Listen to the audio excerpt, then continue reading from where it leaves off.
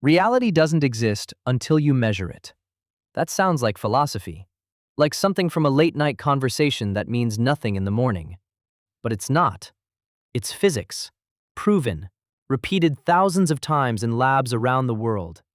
And it all started with one experiment.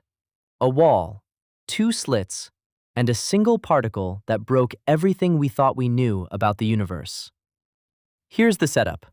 Imagine a wall with two thin vertical slits cut into it. Behind the wall, a screen that records whatever hits it.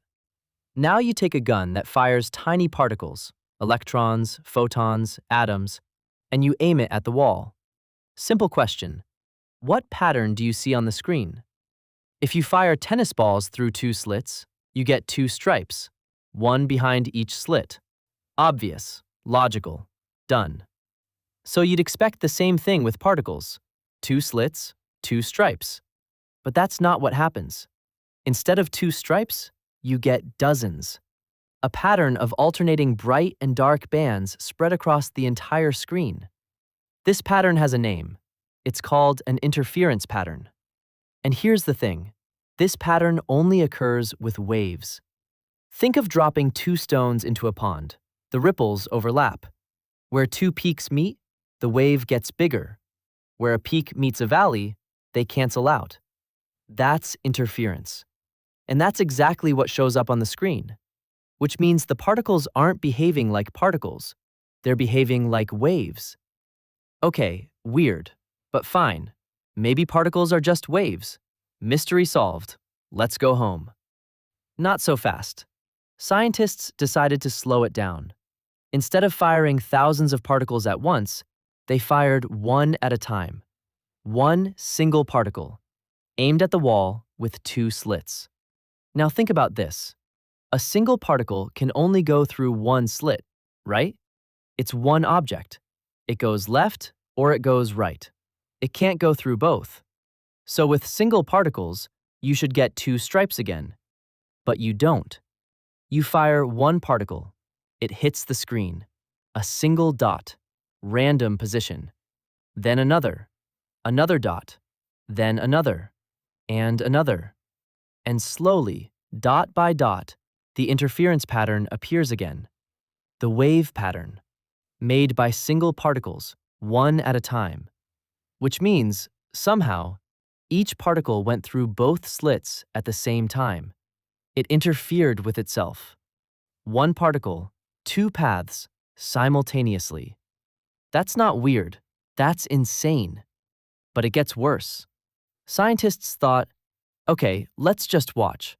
Let's put a detector at the slits to see which one the particle actually goes through, left or right. Just observe it. And the moment they did that, the interference pattern disappeared. Two stripes, like tennis balls, like nothing strange ever happened. The simple act of observing, of measuring which slit the particle chose, changed the result.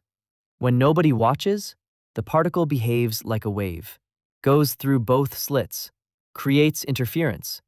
When someone watches, it behaves like a particle, picks one slit, two stripes. The particle seems to know whether it's being observed. Let that sink in. This isn't a glitch. It's not a flaw in the experiment. It has been repeated with electrons, with photons, with atoms, with molecules hundreds of atoms large. Every single time, the same result. Observation changes the outcome.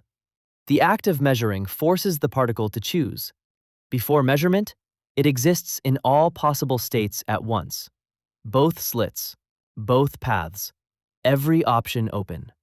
Physicists call this superposition. The particle isn't in one place. It's in every possible place, until you look. And the moment you look, it collapses into one position, one path, one reality. This is the foundation of quantum mechanics, the most successful and most tested theory in the history of science. Every smartphone, every laptop, every GPS satellite, every MRI machine, all built on principles that came from this one experiment. An experiment that says, at the smallest scale, reality is not fixed. It's not sitting there waiting to be discovered. It's created by the act of observation. Nobel Prize-winning physicist Richard Feynman called it the central mystery of quantum mechanics. He said, if you think you understand it, you don't. And maybe that's the point.